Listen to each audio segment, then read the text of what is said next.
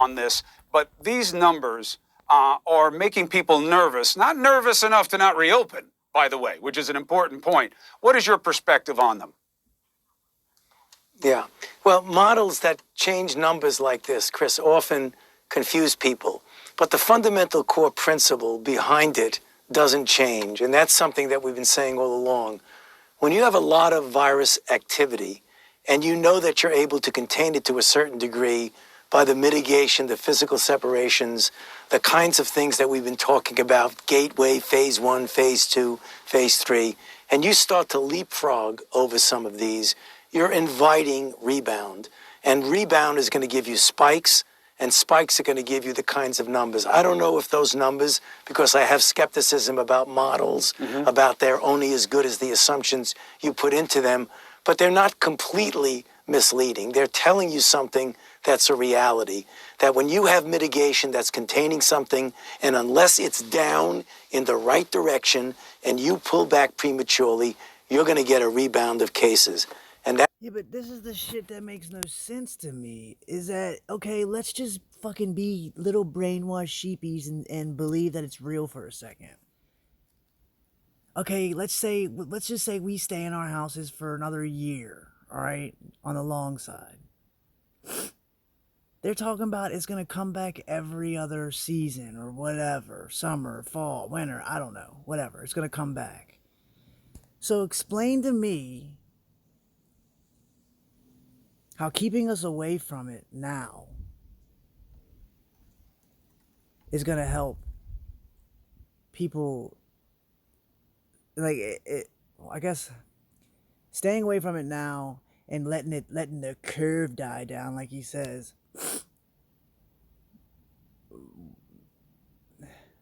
I don't even know if it's going to make any sense.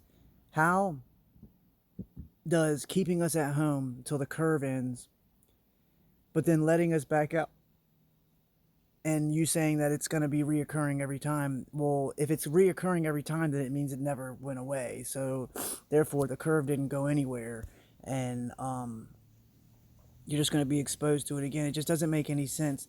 Like, I don't know, man. That probably made no sense right there, but it just doesn't make sense. It doesn't make sense at all. You know, we gotta fight the curve so it's all the way down, but you know it's gonna come back every year. Like, how do you know that? You don't, because you're making it up because you know the narrative. something that I've been talking about in multiple interviews, multiple times. It is tempting rebound when you do something prematurely. Now, everybody sees you as the person who wants us to stay the course and keep with the social distancing and let's get the science right. But they don't also understand that Tony Fauci knows what economic hard times are about. Oh, give me a motherfucking break. Economic hard times. Dude's, I mean, I don't know how much he's worth, but I'm pretty sure he's wealthy. If not, he will be wealthy if they push this vaccine bullshit. Your family came up, what life was like for you coming up. You know that people are in need right now. You know money is short for them. How do you balance those interests in your own heart and head? That people. Well, first off, he has no heart because I don't know the whole full story, but look up Judy Mikovits or Mikovits, whatever her last name is, and she'll tell you all about Mr. Murdering Fauci. People are strapped by this, and they're worried about their families losing whatever dreams they have. How do you balance? Well, Chris, I'm not at all insensitive. In fact, I'm very sensitive to the potential downsides of the kind of economic crises that we're having, the suffering of people who are not working. I mean, that's something that, you'd have to be so callous not to really feel the pain that people are feeling. But what I do know as a scientist, a physician, and a public health official, that unless you turn this around and a murderer in the right direction and try, because of your desire, an understandable desire to get back to some form of normality, if the situation is right to do that, if you're starting to see things coming down and you start pulling back gradually, and you have the capability of, when you do get blips, to essentially put the lid on them, there's nothing. You see, and that right there tells you that, yeah, you know what, we'll open back up, But the minute we want you to go back into your house, we're gonna announce it, and you got to go the fuck back. It's total, absolute control. It's disgusting. Fucking makes me sick. Nothing wrong with doing that carefully. The thing that I get really concerned about, despite this concern about what economic consequences you might have, is that when you pull back and the virus is doing this, it's only going to do that. It's not going to turn around and come down. So there is a balance, and you've got to look at both sides of it. And there are, I mean, the United States is a big country, as you know, Chris, and that things are going to be different from one region to the other. And I think what sometimes confuses people is that when you talk about pulling back under certain circumstances, there are regions, areas, counties, cities in which you can do that safely now. But there are others that if you do that, it's really dangerous. And that's the thing you've got to be careful. So, I mean, he's literally telling us that they're going to open back up. But whenever they want to shut it down, by the snap of their fingers, they're going to shut it down. By individual cities, individual counties, anything. This is a full-on control, all right? And we're just sitting here allowing them to do this. Love.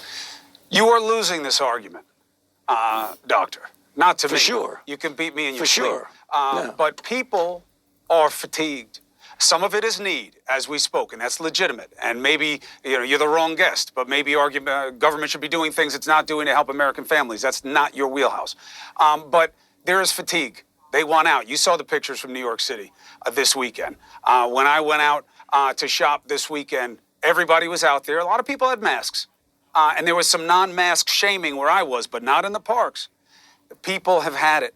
The seasons are changing. It feels like summer. It's been long enough. How do you combat people's willingness to accept more cases? But oh nope, they gotta put on their masks though, because they're outside. But yet, y'all motherfuckers aren't putting shit on. Y'all are standing 2 feet away from each other on these conferences. It's a joke, man. Donald Trump went to a factory where they're making masks, and nobody wore a mask. It's like they flaunt it right in front of us like it's a joke. They're supposed to be, human too. So this is the thing. This is what I wanted to say. I'm so glad I don't know, something made me go back and think about it. But you can tell when people are lying. Like for instance, this whole lie about wearing the masks. It's deadly. You got to wear the mask. You got to wear the mask. We're making it mandatory because it's going to save lives. It's going to save lives. And the people that are telling you this lie are the same ones that forget that they're lying and just do whatever they do, which is not wear a mask. If the threat was real and the masks were really going to save lives, everybody and their mother would be wearing one, including these fraud ass people who run our country, who think they run our country, but they don't wear them because they know it's not real. It's fucking sick. But it's usually what happens when people are lying about something. They forget because they lie so much to keep a lie on top of a lie on top of a lie, and then they end up getting caught. I mean, why isn't he wearing a mask now? There's more people in that room. Doesn't make sense. Y'all gotta think about this shit. To accept even more death. Well, it's the balance of something that's a very difficult choice. Like, how many deaths and how much suffering are you willing to accept to get? I don't know, man. How much are you willing to accept? All those fucking people that died back in the 80s or not, late 80s, 90s? Look that up. Back to what you want to be some form of normality sooner rather than later. It's something that people feel very differently about it. Myself, coming from the vantage point that I come and seeing the danger in it, I feel I have a moral obligation to give the kind of information that I'm giving. People are going to make their own choices. I cannot, nor anybody, force people under every circumstance to do what you think is best. The only thing that I can do, Chris, is to give the information based on evidence and based on experience. And that's what I've been doing right from the very beginning. And there are people that are going to be disagreeing with me, some of them rather violently in many respects, telling me that I'm crazy, fire Fauci, do this, do that. No, you're a fucking murderer. That's what you are. That's part of the game. I'm just going to keep giving you the information that I feel is necessary to make the decisions that I think are prudent decisions. People who think they're going to shake you up with their mouths don't know you very well. The idea that it happened this. Yeah, but we'll shake you up with a couple million people and you'll run right back to your motherfucking bunker real quick. You and this, who is that? Who the fuck is that? Chris Homo, whatever the fuck that guy's name is. Fast. Are you surprised that after the country really did seem to get it, that we have to stay home? I know we don't want to do it, but it's working, that it snapped back this fast? No, I'm not surprised. And the reason I'm not surprised, Chris, is because one thing this virus has that's really different from so many other viruses that we have experience with, it has a phenomenal capability and efficiency in spreading from person to person. This is not a trivial issue. This virus has enormous capabilities of spreading like wildfire. We know that. We've seen it in general, and we've seen it in confined situations. The Teddy Roosevelt aircraft carrier with the explosion of cases, many of them asymptomatic. The Diamond Princess, when you have people together. This is a virus that spreads as easily as any virus that I've ever known, apart maybe from measles. Measles is probably the only one that doesn't do it as well as this. And look, you were at the vanguard of the efforts against AIDS. You know what it's like to have a viral spread and to fight to have a way to treat it and to control it. So you're not new to that. Yeah, and control the narrative and put out gag orders so people can't talk until 10 years later, 20 years later, or whatever it is. This shit's a joke. You can look at that dude's face and you can tell he has no soul. He literally looks like an automaton, whatever those things are called. A fucking robot, a drone, a person who's being completely controlled by their brain. They have no soul. They're a part of a hive mind. I wouldn't be surprised if AI is already a part of these people, or been a part of these people, because apparently it hit singularity in 2010, but hey, I don't know shit, right? And the reserve that you have here and the concern you have should be heeded, but it's not, because people want to get back, and we'll just have to watch what the price is. And unfortunately, even though you're not pushing the reopening, you will have to deal with the consequences of it. Now, what I will not spend. See, and it's like they're secretly telling you something big is about to happen. Telling you, man, we're gonna open up, and something fucking crazy is gonna happen. There's gonna be death. There's gonna be a lot of death. I don't want it to happen, but I can feel it. It makes me sick to my stomach. It's like you can see, because what do you think? I mean, just look at the perspective. We open up, and everything goes back to normal. Business is booming, and we never see it again. We know that's not gonna happen. So what's left? Obviously, there's gonna be another outbreak.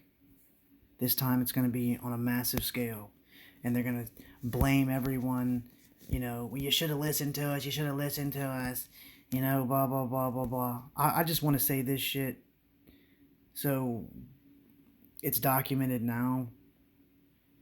To see if I'm, if what my heart's telling me is the right thing, They know what they're doing. They want us to push to open back up, because they have something planned. All right, and I'm terrified that. I'm not terrified. I'm just uneasy with, if they do this again, we might not have any rights next time. Because what happens if they say, 300 million people, well, whatever, something stupid, 300 million people, are infected, and, 200 of them are going to die.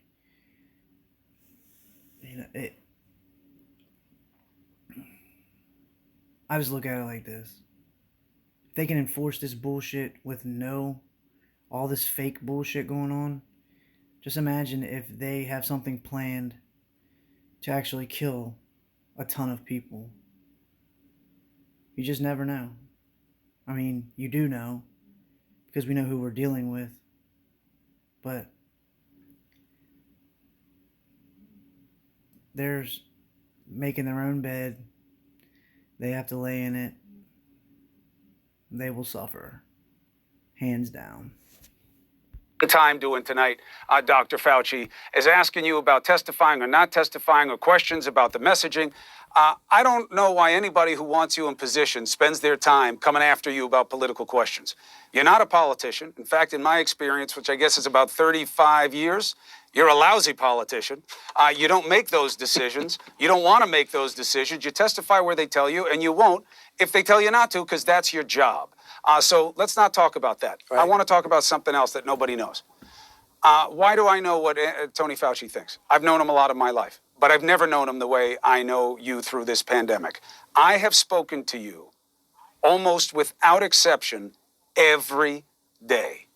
And you have been calling me out of personal concern to make sure that I'm okay, that my wife was okay, that my son was okay, 11 o'clock at night, later, waiting for...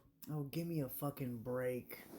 Like, give me this sob story, make him look like he's some kind of, you know, Mr. Fauci's got a big heart. Like, you never had coronavirus. You fucking fraud. My show to end Saturday, Sunday morning, the rare time you have with your family. Why? Well, first of all, because you're a friend. I mean, we have a professional relationship, but you're a friend. I've known you since, I hate to say it, since you were almost a kid. And the fact is, you were going through some difficult times. I don't think that the people who were seeing you on the show were really experiencing or realizing how you were really sucking it up to look relatively normal. But when you... Yeah, we know he had to suck it up to get his position. Both of them. Nasty bitch. Finish the show and we would start chatting at 11 o'clock, 11:30 at night, you were wiped out. You not only had the acute difficulty with a virus that was replicating in you, but you had some of the secondary effects, the fever, the aches, the feeling washed out. And even when you're viral negative, I was concerned because you're uncomfortable. I mean... No, you're uncomfortable, but you made 100% recovery. But what happened to all these other people who are claiming they have this disease and they just magically die in the hospitals? It is a joke. I don't understand how people can't see this anymore, man. Like, oh my God, why is every celebrity that catches this disease magically make a full return and everything's okay, Has there been one celebrity that's died from it? I don't think so. I really don't. I could be wrong, but I just think it's hilarious how... that's another thing too, now that I think about it. They're saying that, you can get sick, be completely fine, and then you could reinfect. Okay. What's he doing on mainstream television around all his coworkers and everything else? You see what I'm saying? How they lie and lie and lie some more, and then they get caught in their lies. It's like people, they really think that there's nobody out there who has a brain. And granted, don't get me wrong, there's not many people. I'm not claiming to be some smart, crazy kid, but you see what I'm saying though? If that was real, they would not allow him to be in that office or anywhere near anybody if he was possibly able to reinfect. That's how you know it's bullshit. People look at you, you look pretty good right now, but boy, you put on a great act in front of the TV because you were really wiped out badly. Did he really just say that? You really put on a really good act. You see how they tell you? Gotta pay attention to those things. I was worried about you there for a while because we know, and I didn't want to scare you, I gave you the truth, that there is a period of time in some individuals when you look like you're recovering and then all of a sudden things go really bad. The reason why that happens, as you and I have discussed over the phone at night, is we're not even sure. We don't even have a full grasp of the pathogenesis of why some people do what you did. You felt bad, and then you started getting better and better and better. Some people, they feel good, they feel bad, and then they start to feel better, and then boom, they go downhill. We need to figure out what that is, because when we do, it'll help us to intervene to do something about it. And I know that I that cared knowledge- about you. Go ahead. No, I was saying I cared about you, but I was worried about you. That's one of the reasons I why appreciate it. I kept appreciate you calling. being gentle with me about it. But You see how awkward it is for them too? He had to look away from the camera because he couldn't make eye contact with him because it was so awkward. Because they know that they're lying. Maybe this guy on the other side still has a soul, but he's sold out as far as lying and keeping truth from people. But you got to pay attention to these things, man. listen, I just want you to know how much I appreciate it, not just from Tony the guy, but as a member of the administration. I know the administration wanted to make sure that I was okay. I appreciate it. I really do. I won't forget it. I always try to be fair. But that's something that, just doesn't go away. You know, people care about you personally and your wife and your kid. It resonates. So thank you for taking care of me the way you do. Thank you for giving me all the information that you did. And the only reason I'm sharing it on TV instead of saying it to you as I have many times in person, I want people to know who they're getting in Tony Fauci. The only reason why you're saying it on mainstream television is so that you can sell the narrative. You fuckbag. You piece of shit. You asshole. Like,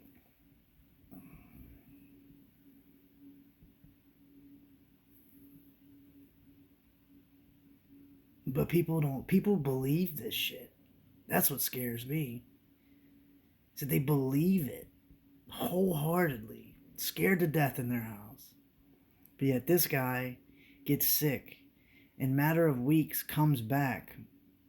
And he's completely fine, ready to go. Everything's good, family's good, blah, blah, blah. It's a fucking joke. It's not just TV. It's not just 30 years of excellence in the scientific field. The head and the heart that comes together in your body is the real deal, Dr. Fauci. And that's why people believe in you. It's not the science. The numbers are all over the place. Nobody knows what the hell they're talking about with this virus or what's going to happen. But they know that where you're coming from is a point of concern in humanity. And I know that firsthand, and I want my audience to know it as well. It's never been more true about a public official than it is about you. So, Tony, thank you for caring about me and my family. Thank you for caring about all of us. I know you're worried as hell about where we're going. And whatever happens, we got to just try to keep ourselves together. It is such a fucking joke. Thank you for caring about me. I appreciate it. Like, he looks completely embarrassed and shocked, and adrenaline is rushing through his body. Dr. Fauci's like, up there, where am I? Because there's no soul in there, man.